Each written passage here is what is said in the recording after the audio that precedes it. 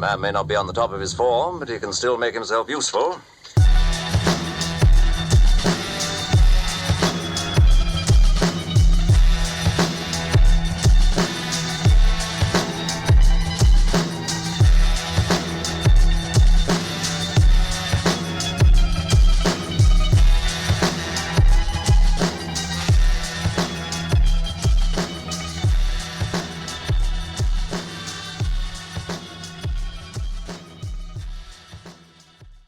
Dumpster rental's huge for us. Like we started in the junk removal side, and it's a weird industry, man. Junk removal's a weird industry. So we ended up cracking into the dumpster rental side, and that's been where we've gotten the most traction. Sure. We've got a guy actually not far from you. I think he's in Harrodsburg.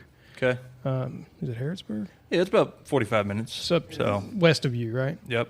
Yeah. So he technically covers Lexington, but it's hard to get a hard to get you in the if you're top based three. Out of there. Yeah. Yeah. So he'll do Danville and Lexington and some of that. But anyway, so we have like 55 clients around the country in the dumpster rental side, and a lot of our show we haven't talked about or to dumpster rental company owners. Sure. Yeah. And so we just had ICANNs on. That just released. If you're hearing this, that'll be releasing the Monday before this episode. Okay. And so I'm trying to just get a lot more people in the industry in and just let them share their stories, dude. Yeah. And you do a really good job, especially of social media marketing. You and I have talked back and forth some. Yeah.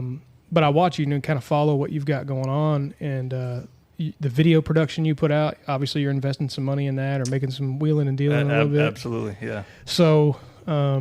How'd you get into this, man? I mean, like, how did it all start? So it's funny because when I get those conversations and people ask that question, I don't even have the answer to why the dumpster rental, business came an idea.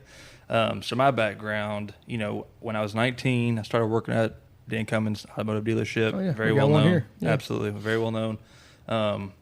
It was life changing. I mean, I literally went from making $10 an hour to making a wage that you could actually live a little bit on. Yeah. But as I progressed, I was a finance manager there for my last 3 years, and really, as the culture changed there and it became unenjoyable, I knew I wanted to do something else. So October of 2023, I did two things. I bought the gooseneck setup, 3-can, the entry level package, I call it. Everyone does it, So we purchased that setup, and I also purchased a skid steer with a mulcher package, just to test it, see which one gains more traction. You kind of just mentioned that. Gotcha. And from October to August, we did about 60,000 on the dumpster side. Still, obviously, side business, part time, whatever.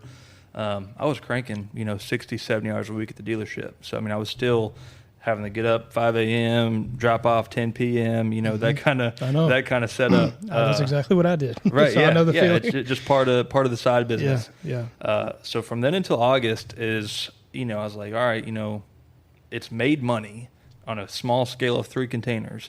So what would this look like if I invested, 100% of my time and energy into, building this? So at that point, my business partner I have, he worked at the dealership for 10 years. So we were both trying to find an exit. So he's your current business partner in the... Correct. Okay. In this current system. And I mean, we just went from, we invested into a hook lift, and I was still working from August to November at the dealership. Okay. So I was still operating. We did buy 10 cans that year as well. This is roughly a year in, right? A little over a year in? Less, October to August. So I got you. We're a little less than a year. Gotcha. So we were still running those 3 cans that we fabricated to a hook, plus 10 new ones. Okay. And then that hook lift. So I was doing from August to November, and then November came right after I got engaged in October, and I was like, I was making a lot of money, but I wasn't living. Yeah. And that's kind of what really pushed me to go full time was, if I'm going to spend 60, 70 hours a week, I want to do it for something that I want to build. Yeah. And I mean, people say I'm crazy for it, but I was just willing to go bankrupt to build my own thing. I think as a business owner, you have to be willing to do that at some point. Yeah. I was on a podcast yesterday. I don't know, Dalton Wilson with Gyra Haulers. I don't. Where's he? He's he out local? of Dayton, Ohio. Oh, okay. Yeah. He's real active on Facebook in the junk removal side. But we had this almost exact conversation. There's like this point as an entrepreneur, and my first business venture in junk removal, I made the mistake of not doing what you did. So like when you had that and not really an opportunity, but when you came to the realization, I'm making good money. I was in the very, very similar situation. I was in a corporate job, 6 figures, all that. So it was tough for me to walk away. Absolutely. Well, and people call you crazy for doing so. I mean, it's influence from other people that I think help either drive you to choose one path or the other. Yeah. And an entrepreneur has to have a little bit of crazy. You know what I mean? Like absolutely. I know that well. Yeah. Yes. And I just wasn't there. And so you were wise in saying, you know what, I'm going to back myself into this corner. I'm giving myself no options. Yep. I think more business owners need to do that instead of dancing around it. Yep. So when it came to Spearcrest, I was in another, like similar, I was a COO of a veteran nonprofit. I was also running Sergeant Junket and Spearcrest. And it was just like, I got to pick something. Yep. And an opportunity came up. I bought myself about 30 days. I had this kind of a big project. Actually, Dakota, who is our client success manager, worked for the company that I went in to teach them how to do what we did. Okay. Yeah. And anyway, through that, Tim and I worked out of my kitchen for the first 30 days. I bought myself 30 days to pay for my salary, and then it just went from there because we didn't have any other options. I left my position as a COO. Tim kind of handled Sergeant Junket, and I went full steam into Spearcrest. But to your point, like, you got to be willing to take that risk, man. You got to be a little bit of a psycho. Yep. And you got to be willing to let people tell you that. Absolutely. And I think that was, one of the biggest motivators for me personally was, when you do mentally make that decision, you're going to lose people in your path. Oh, yeah. I mean, just because, I hate to say it, but my boss at the time, I mean, man, we were playing golf twice a week. I thought we were cool, but we were only cool when I was making him money. Exactly. And we were very cool outside of work. Yeah. But the minute I left and I wasn't making him money anymore, we never spoke again. Yeah. And you have to be willing to, like, as an entrepreneur, the crazy aspect is definitely something I think is important.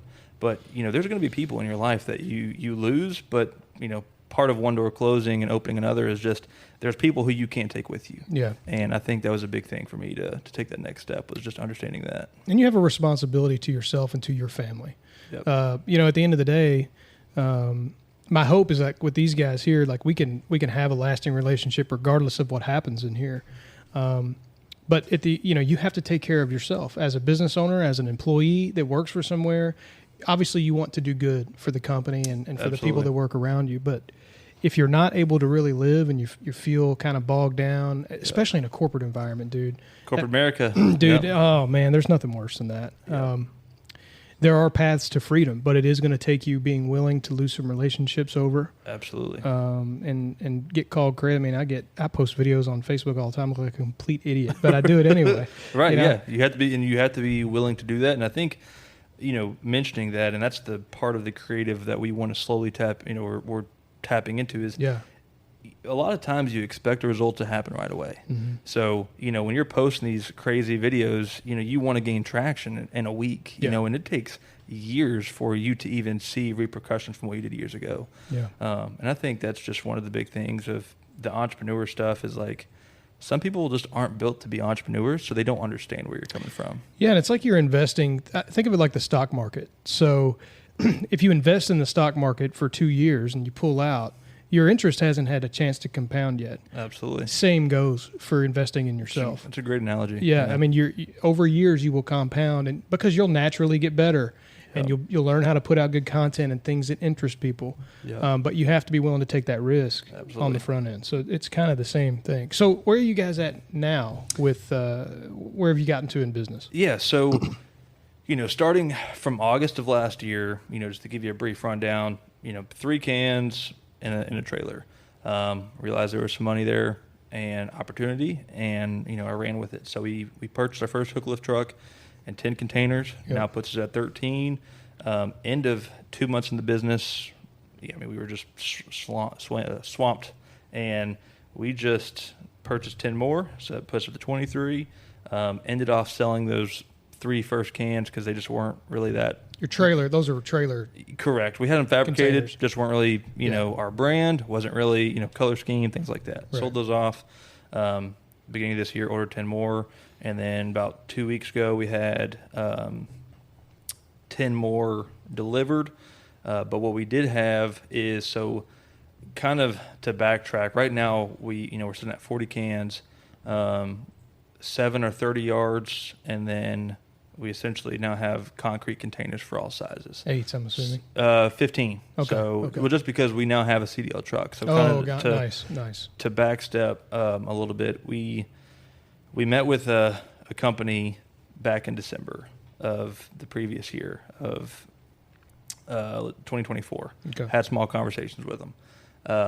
And then essentially, they're feeding stuff in our ear. And as a new business owner, it's hard not to get excited about those conversations. Oh, yeah. Especially if they're good at sales. Absolutely. So, we're like, oh, man, we can't wait. And after, 6 months of nothing with that company, you just can't. We let that go, with the wind. But and now, is this what kind of company? We're talking about a Smash My Trash company. Okay. Yeah. Gotcha. So, because our business model is the only company that would align with their model. Right. But, they came back to us. It was like, hey, here's what we have.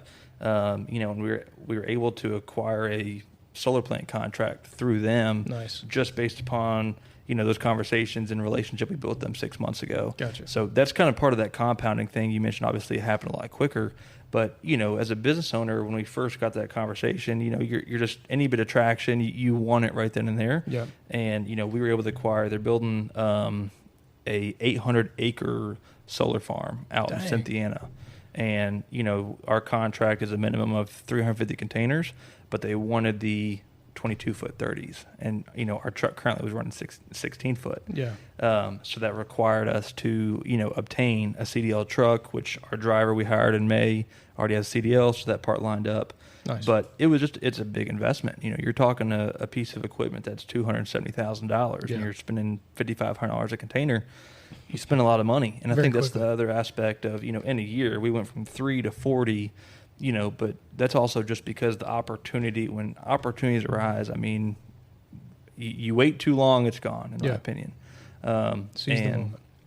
That's where we just, we seen that opportunity to make it happen and open new doors, because a lot of, our competitor went from being everyone with a trailer to stepping up to a hook lift. There's only 3 in our market. Nice. And then, now when you offer 30, 40 yards, you're playing with the big dogs. Oh, yeah. I mean, you're playing with Rumpke, Republic, guys who have billions of dollars sitting around. They're willing to play.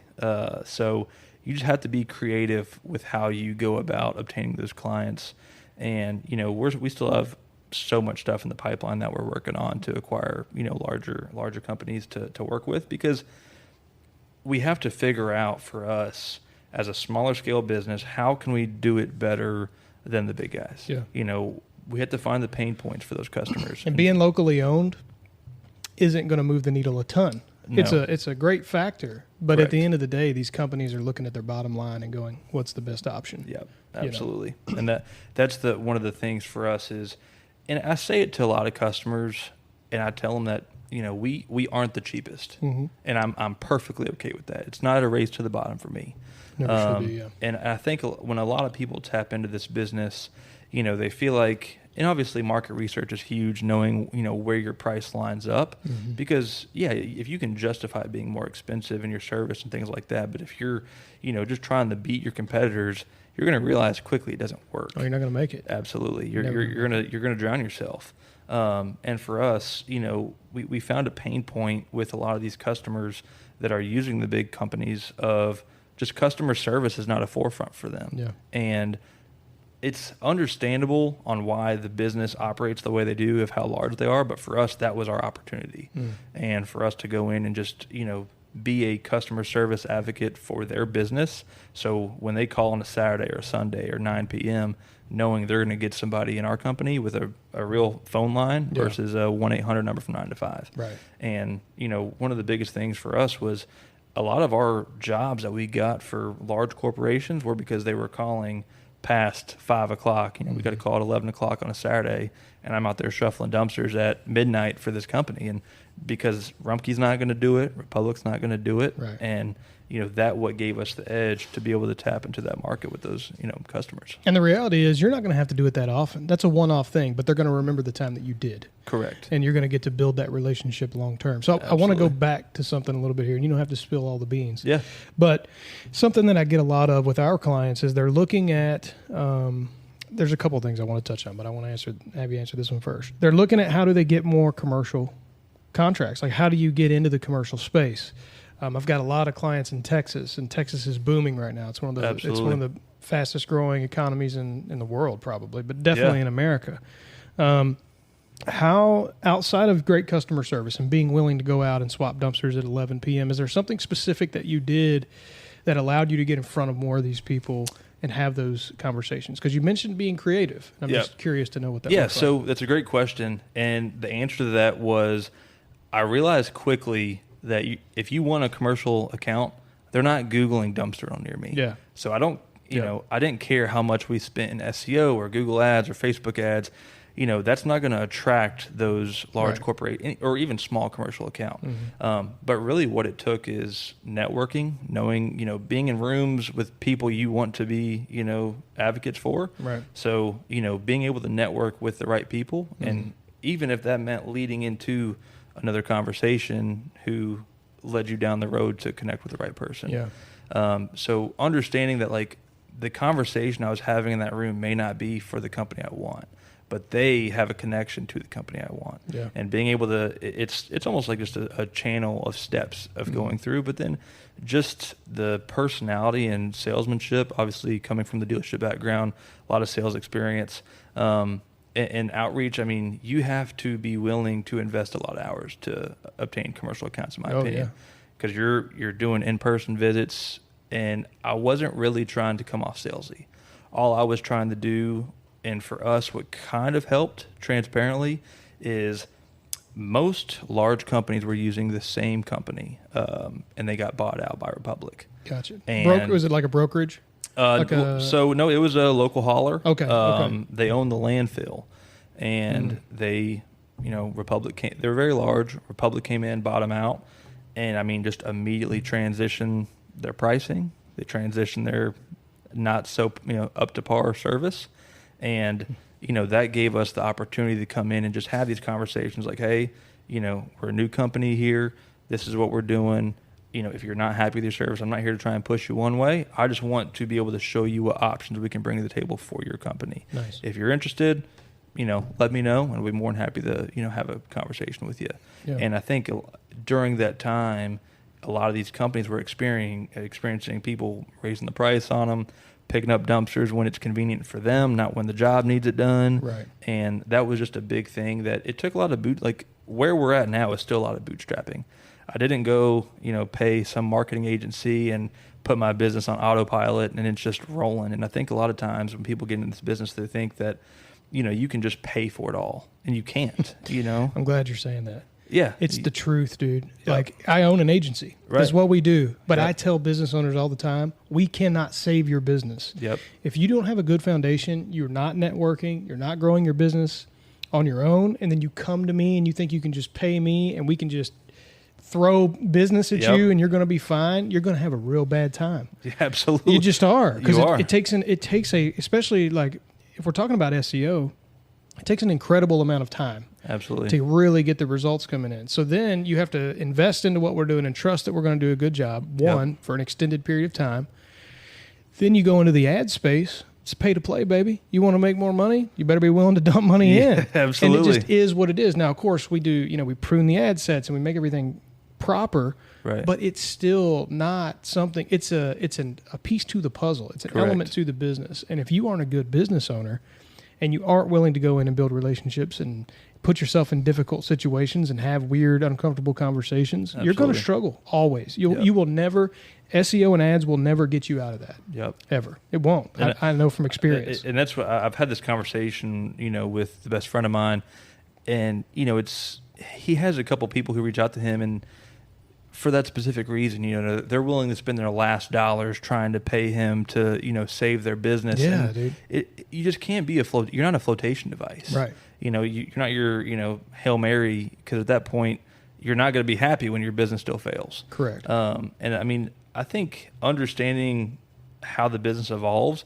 yes, I guess we're technically going on 2 years of operating dumpster business, but I call full-time August. That's when we took it to a business, not a side business. Right. But like we're going on our third website, like we're just now figuring out like the first website was this, second website was this, still they don't like it. Now we're paying, and it's not cheap, to have things developed, especially when you're trying to do something different. Right. So I think like just understanding the market, what people want, especially on your side as a marketing agency, like what people want is definitely a big key to business. Yeah. So for us, like understanding like people want a reputable name when they, work with a company or are looking to change. I can't have some, janky website. Like No. I got to have something that is very professional. When they look us up, they're like, man, these guys are the real deal. Right. When we have those professional conversations or hard conversations, understanding that, this is someone I trust to do business with because that is what it's built on. Trust is a foundation that we believe in our business. Customer service, it's not about price. Right. And I think a lot of times, we just spoke about it, but I don't want price to be why people do business with us. Right. Yes, does it play a factor? Absolutely. Should be a subcategory though. Correct. Every time. When people come in to do business with us, residential is a different story. We try and stay a little more aggressive on that side. But for commercial accounts, commercial customers, if you go talk to any of our commercial customers, when they need something done, they call me last minute. I make sure it gets done. Yeah. And that's just the difference. I'm not like, oh yeah, man, we're booked out. I'll get you next Tuesday. Right. I'm like, they're like, hey man, I'm in a pinch.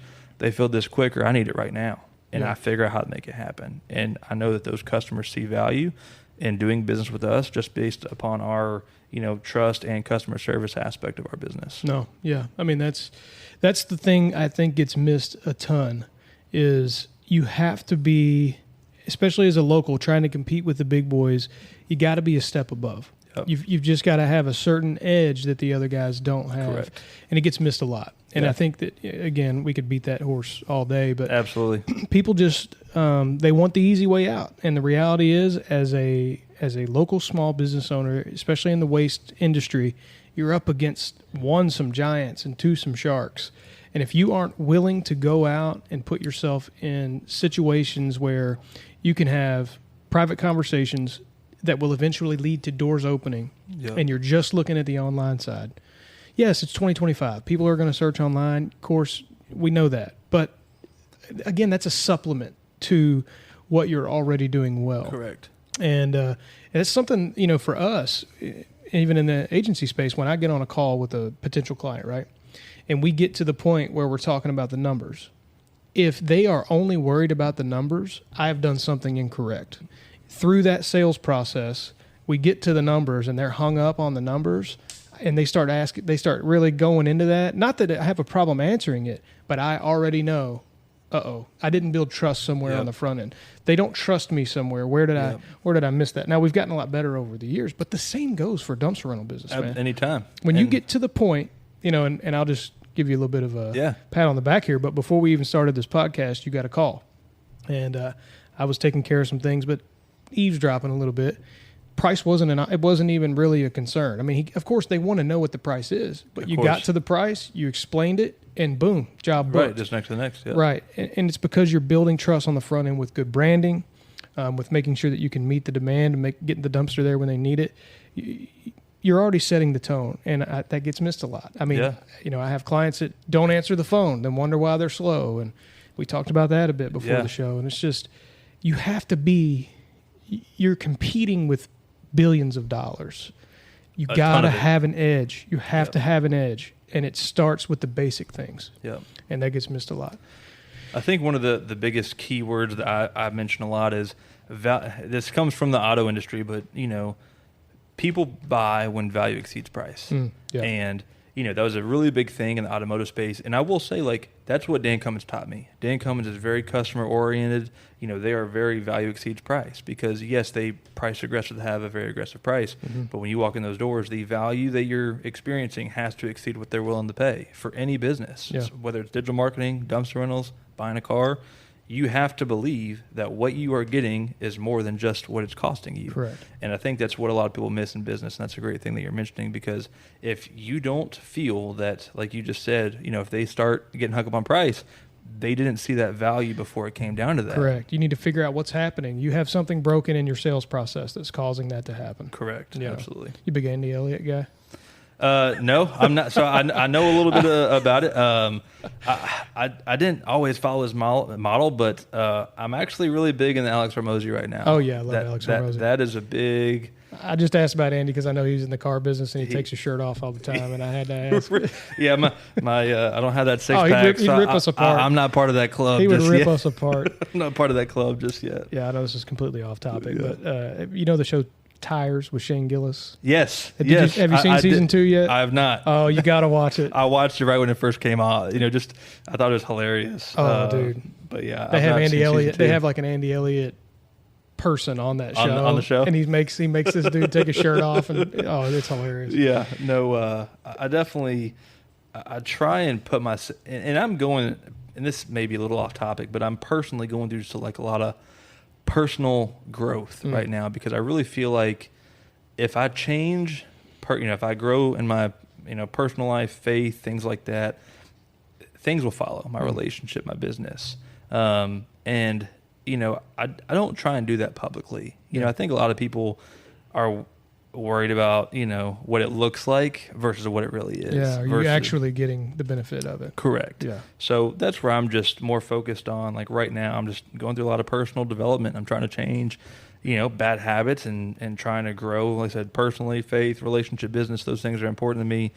And I don't try and have to put it on social media to make it look like I'm in some perfect to impress world. Andy Elliott. Correct. Yeah. Exactly. Or the Andy Elliott's of the world. Exactly. Yeah. And in business, like I don't want my business to look like it's thriving and then really it's not doing anything. Yeah, exactly. I want to be transparent. Like I think that's what also is very crucial to building another good business is just transparency.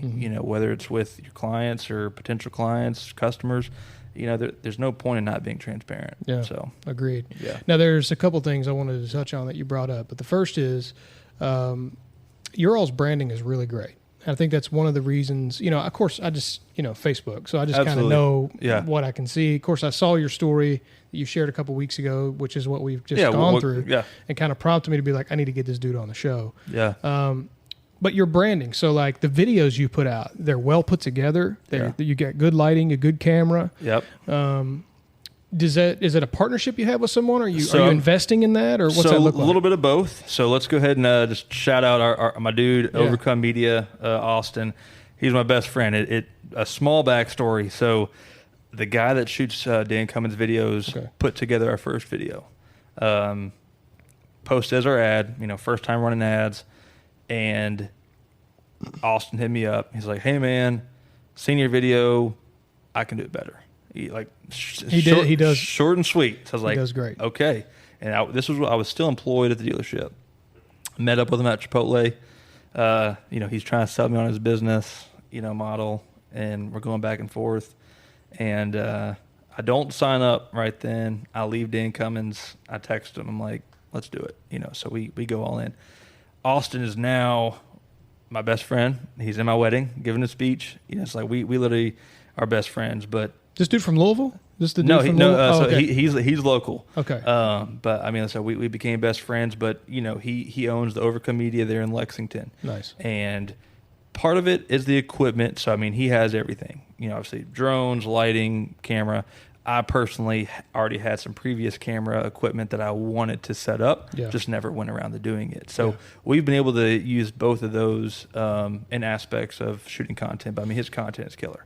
It's great, dude. It's great. That is a big part. And I feel like I'm only at about 40% of branding. I feel like there's so much more I can do. Oh yeah, for sure. Yeah. But hey, in comparison to a lot of the people I work with that do zero branding things and have awesome brands, dude. Yeah. Like we've got some clients that have really, really great brands and they do nothing with it. And I'm like, you got to invest in this, man. So a big, obviously mentor of mine, John Cook, Same Day Dumpsters. Yes, Utah, right? Correct. Never talked to him, but so I've talked to him quite, right when I started, actually, was able to, pick his brain.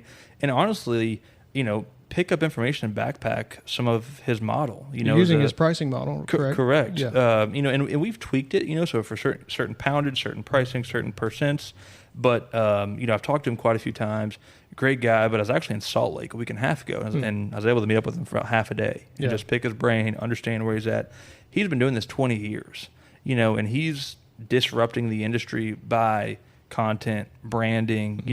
He has a standard, and that's like also what I've been thinking about lately is like branding is huge because how people know you besides just your business. Like when they know of Blaine, I want them to know of SE Dumpster Solutions. Yeah. And those two have to go hand in hand. So like when I think of John Cook, you think of he's building a great business, has because he's been in it 20 years. But he has 130, 150 cans. He just is getting into the heavy. He called it the heavy haul division. So he's now getting into 40, 50, and 60-yard containers. Oh, dang. 60-yard. I know about 40s, but a 60-yard container is wild. Right. That's right. And when he told me that, I was like, holy. I got to be honest, dude. Never seen that before. Locally, I've never seen a 60. Yeah. Never seen one in person. And that's where he's like, I'm just disrupting the industry. I'm doing things no one's doing. Yeah. And, he's built such a great brand. And that's been when I first was getting into it, his YouTube videos definitely helped me kind of get a little bit of guidance on like, where do I want to take this? And that was the brand from him showed me like, okay, to be successful, you can't be hidden in the dark. Yeah. And, whether that's branding, Google, SEO, all those are tools to the brand. Correct. And I think, that's just a huge game that you have to be willing to incorporate because it's going to cost you money. Mm-hmm. It's going to cost you time, energy. There's definitely ups and downs of entrepreneurship. I'm sure you have been through many different roads. I think the ups are way more rare than the downs. People don't know it, but I believe that with you. And there's part of growing pains. That truck that we've just acquired, full transparency, we've spent $30,000 and we've brought in $2,000. Dang. Between what we paid, you to pay for it, insurance, and that's not. We're paying $7,800 on insurance between our trucks, our dumpsters, and you're playing with a whole new ball game. Yeah. So it's like right now, anyone look at those numbers would be like, that does not make sense. Yeah. But just part of that contract, obviously down the road. I said before we got into that contract, I told my business partner, I said, I don't need 2 feet to jump. I got to have one. I got to have something to jump off of. Yeah.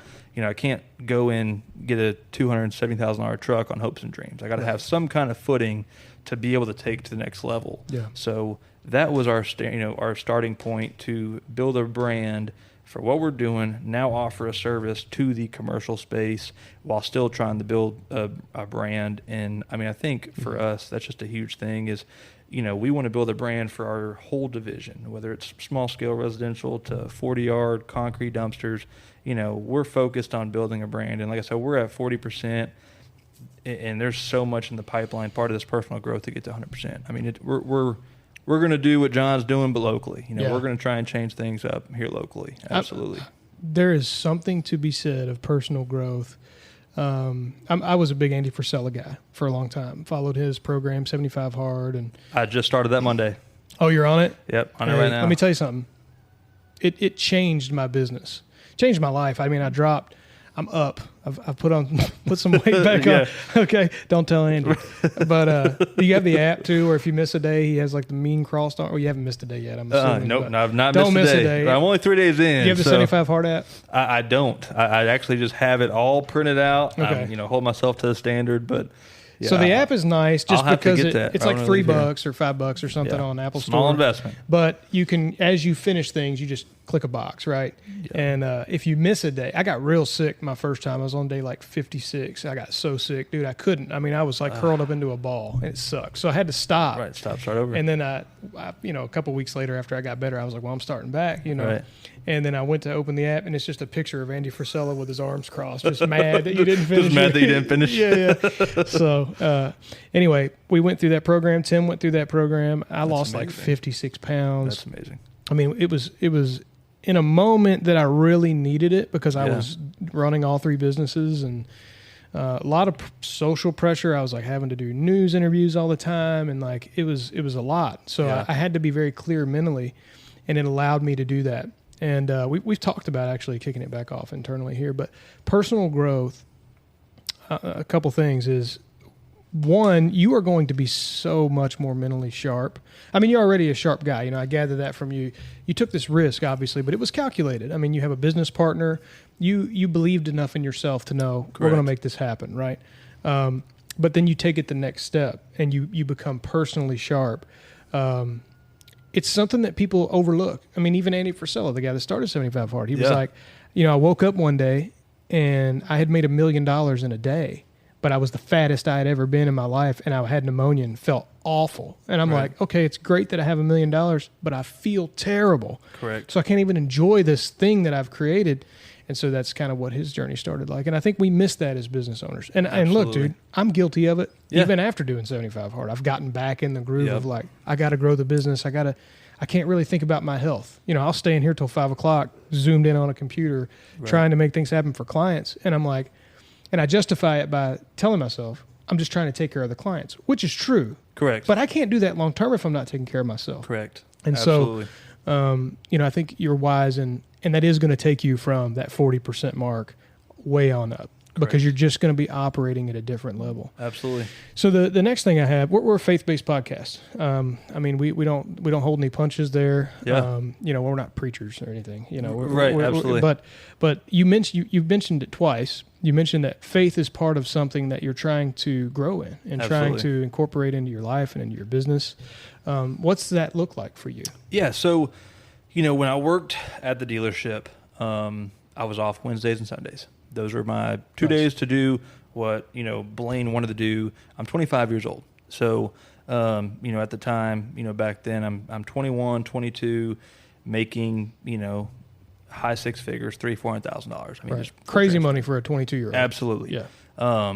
And, you know, at the time I was doing what Blaine wanted to do, right? I wasn't, you know, going to church. I mean, I believed in God, but I didn't go to church, and I didn't, you know, really spend my time getting to know God personally. Yeah. Just because I felt like I was trying to justify to myself, like, you know, you just work 70 hours, like, you know, go play golf, go do what you want to do. Yeah. And I will say, like, the best feeling for me personally was when I left and not knowing, you know, because as time grew from 2021 to 2024, you know, I did try, and as I opened the business, I didn't have as much free time to do what Blaine wanted to do, but now I was, you know, working on the business. Right. But when I left full time and over the past year, just really emphasizing on making it intentional with whatever I do, with faith, business, relationships, as I'm now engaged. But I just knew, like, 2020 to go back a track, 2023 in December and January 24 is probably the lowest I've ever been. Had a rental house, you know, they've trashed it. You know, I'm going through the process of trying to evict people and having to do, you know, whole new thing on the house, money, you know, business, essentially, you know, W-2 employee. You know, the economy is rough for the car world. Money's not like it was back in 21, 22. Yeah. You know, relationships. I was in a love triangle, just to be transparent. You know, and I just put myself in a bad spot.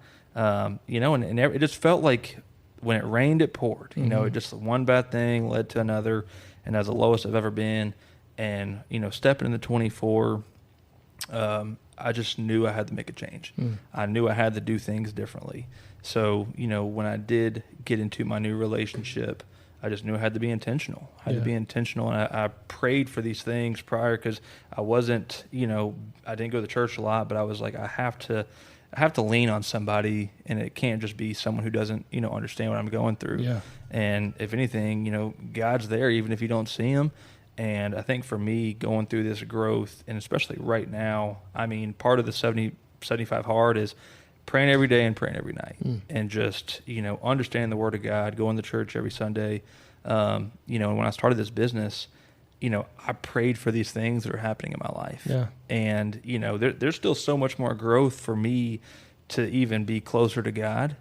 But, I mean, man, it has been an absolute blessing, because I look back a year ago and it's like, this is where I was a year ago. I've literally prayed for every single thing that's happening in my business, and he does. I'm not saying he's going to answer everything, obviously, but it's just it's confirmation though. Correct. It's one of those things that's, I've leaned on him, and I'm trying to build a stronger, relationship with him. And it's one of those things that I just can't wait to see where it takes me, especially starting this journey.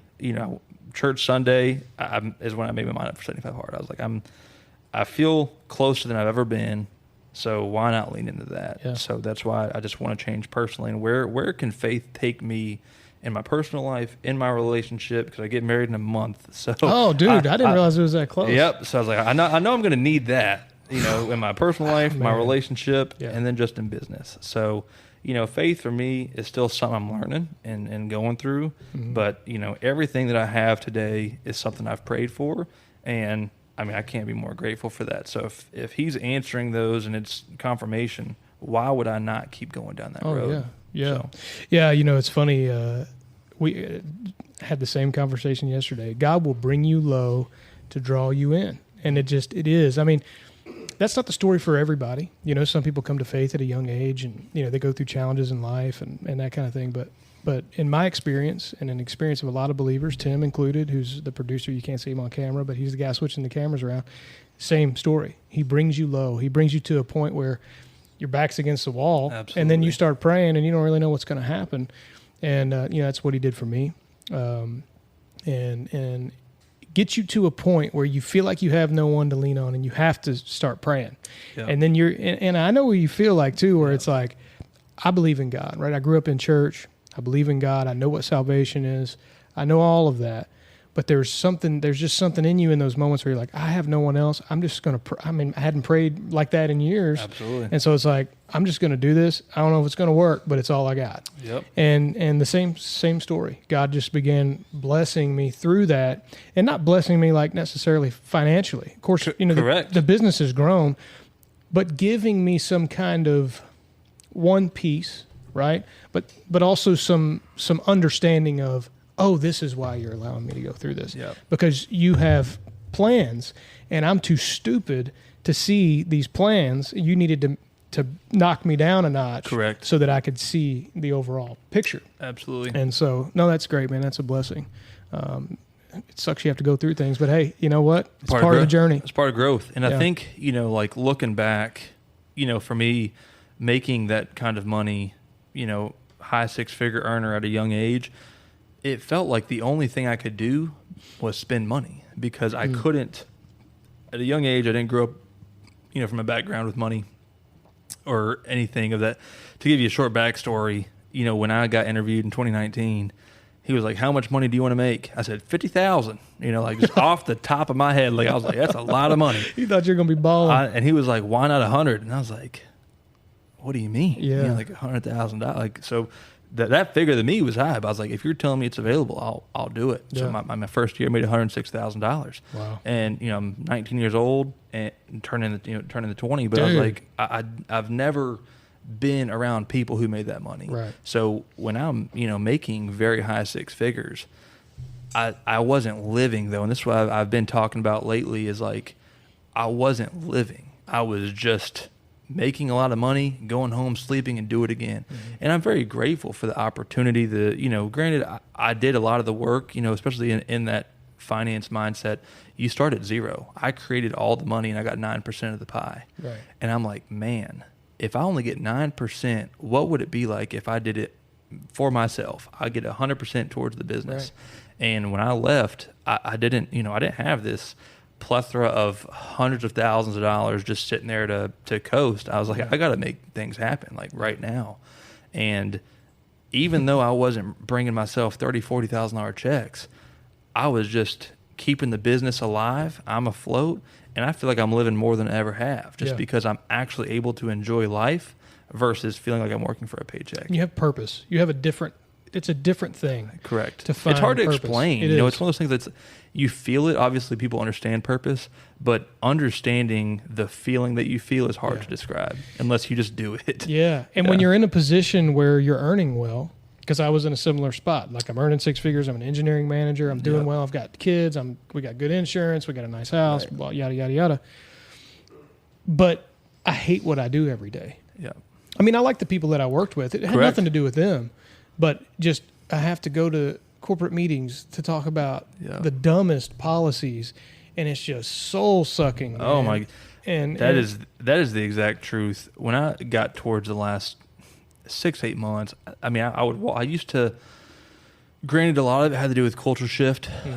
It did get more corporate as they expanded into more dealerships. I mean, Dan Cummins is huge. They have, they're in Shelbyville. They're one of the, just if you're listening, one of the bigger dealerships in the state of Kentucky. Yeah, they're very well known. I mean, they were ranked nationally on aspect. But it was just one of those things that as they expanded, the culture shift has changed.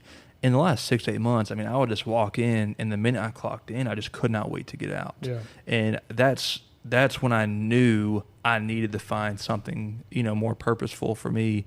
And I mean, when I told my fiance, obviously I knew in the stretch that I was wanting something else, but I mean, she was nervous, because it's the unknown, willing to go into the unknown without an answer. Right. And I think it's part of entrepreneurship and kind of just tapping into that is like, I knew I wanted something more, and being able just to understand that risk and be like, listen, if it fails, I'm willing to go do what everyone else is already doing, being complacent, working for someone else. Like you already know you can generate 6 figures. Correct. So you have that. So Correct. You're good. Absolutely. And that's it's one of those things that it was the best feeling I've ever felt. Just stepping out, and the next day literally felt like a weight was off my shoulders. I was like, crazy.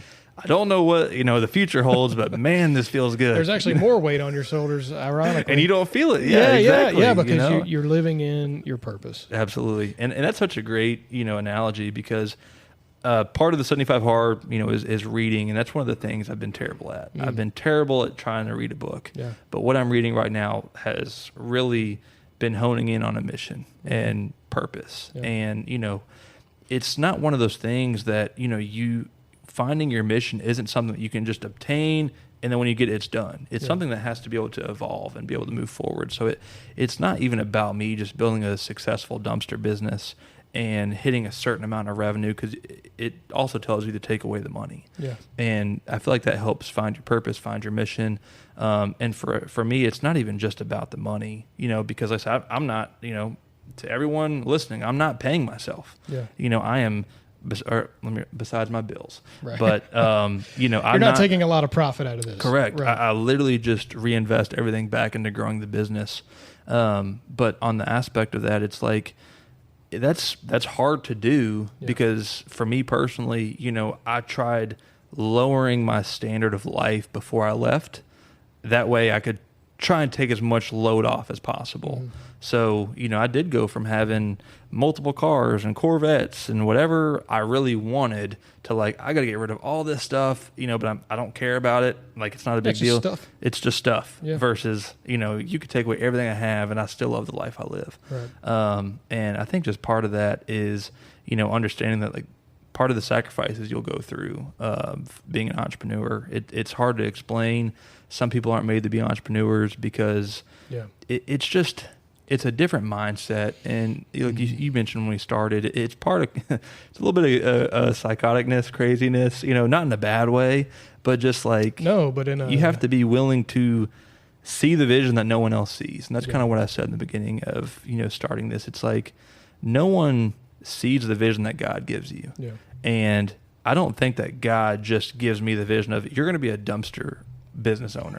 It's just you're going to be an entrepreneur. You're going to see different avenues that I show you. Yeah. Because this is somewhat off topic, but we led down from just doing dumpster rentals to we do snow removal in the winter. Right. And we do snow removal here in Louisville. We did Walmart's. We did Applebee's is here. We have them on contracts. We do some stuff, and I'm actually heading to Bardstown after this for some snow removal stuff. Oh, you're not far. Yeah, right. And then we this is also one of the blessings that I'm going to say God gave me. So last year was a big winter for Kentucky, essentially. It was rough. Part of the 7 days of snow brought me up to Louisville. Spent 3 days up here. Thought I was finally done. I'm like, all right, I'm finally heading back to Lexington. I'm here 3 days, pushing snow. I'm heading back. I had known I had you do my house. I get a phone call from a guy in Oklahoma mentioning spam calls earlier. I was just part of business. I just answer everything. And it's a guy who has all KC contracts for, nationally for snow removal. Yeah. And I'm like, how did this guy get my number? And he just like, hey, the guy who's doing it hasn't done it. I seen your post on Facebook. I'm like, no way this is happening. He probably just searched it in like the Facebook search bar. Or right. Yeah. Just something in that area. And I say it, and he called me, and, now we have 20 KC locations, expanding into 30 this coming snow season. And, it's part of the entrepreneurship is being able to take opportunities. I didn't necessarily plan on being a large snow removal, commercial property company. Yeah, especially in Kentucky, because it's, right. Yeah. It's not that, we're getting, 4 inches a year. Now we're getting, we got 24 last year. Last year was crazy, dude. It was crazy. But to part of that, I feel like I couldn't have been blessed at a better time because I just left my job in November. So it's like, you needed those. Yeah, it's like that was a huge boost for what's brought us to where we're at, and that's just part of the things that like faith and entrepreneurship. I feel like it just went hand in hand because if he didn't give me those opportunities and vision to maneuver the business, that's a whole different avenue that we now tap into. Yeah. So, and not saying we got 24 inches for you, but isn't it funny how he can use those things to bless you? Absolutely. Right? You know what I mean? Absolutely. In the time that you need it to happen. I say, because literally within 60 days of when I left, because the dumpster business was already, rolling and generating, revenue, but just like, you're going to go in the winter not knowing, you just quit your job. Rough for dumpsters. It is because, and that's also part of the aspect of Pivot is, for us going into large commercial contracts, we wanted to get, and we're still in the process of doing it, but we wanted commercial accounts because I want manufacturing plants. I want people who are still generating waste. Right. Depending, no problem the weather. Right. Because a lot of dumpster space comes with home building, roofing, clean outs. It's restoration. Hard. Yeah. Right. It's hard to convince, your neighbor or neighborhoods to, hey, it's 10 degrees outside. Now's a great time to clean out your garage. Yeah. That's not really going to happen. Yeah. So, part of just pivoting and for us, tapping into the commercial space is finding those companies that, is still going to generate revenue in the winter because it is hard for junk removal. It's hard for dumpster businesses. And that's where for us, it was like a pivotal change that, okay, we can still generate, revenue in the winter and do it successfully. And use that money to help gear up towards, the spring when dumpsters, start rolling again. So, and being able to flex and, when you get the opportunity from a national contract, absolutely being able to your point, seize that opportunity and, imperfect action is a word. I had a business coach for a while that he would tell me, I would have this idea of something I wanted to do, but I wanted it to be perfect. Like I wanted the time to be right. I wanted to have the total solution ready. And you want to know the end result before you started. And he's like, dude, just do it. You're never going to figure it out. And a good example of that is Google Ads. So I would not run ads. I was like, we're not doing it. I'm not an expert at it. I don't want to start it and screw somebody's ads up and lose them money. And the guys in here were like, we're never going to do it if we don't just do it. Right. And so sent Ryan to Google Ads boot camp. It was awful. He didn't, I sat in on it. I'm like, we're not learning anything here. But so I'm like, we just need to do it. So we did it for free a few times, started getting results. And then, it has rolled into, it's bringing in thousands of dollars in management fees for our business each month. And now he's able to put more food on his family's table. Absolutely. All through imperfect action. Yeah. And business owners, we talked about a lot of things, but if there's one thing you get, like just start doing something, man. Like you can't sit on the sidelines and wait. Yeah. So, dude, it's been an honor having you on. Man, it was a pleasure. Absolutely. Yeah. Cool, man. Well, if you guys want to learn any more, what's the name of the business? It's SE Dumpster Solutions here in Lexington. Okay, I always want to say Southeast. Is SE? No, so SE is actually Snellen Enterprise. So that's my parent company. And where can people find you on social media? They can find us we're on Facebook, Instagram, and then of course just the website www.sedumpstersolutions.com. Awesome. If you're a business owner, go check them out, get some ideas. And you guys could really grow and learn from this. I hope you guys got some value out of it. Absolutely. We appreciate you all tuning in, and we will see you on the next episode. Yeah. There's a war going on inside. Just to name a couple, I battle with porn and pride. In a persistent struggle, a reoccurring huddle, a prayer meeting with me and the Holy Spirit. Feeling free, but no, I'm nowhere near it. But thank God for his conviction. The awkward part of me that may leave others to suspicion and call me into question. I confess my addiction. Know it's a lethal weapon. May compromise the mission. Being proselytized from this humanistic system. You think about that until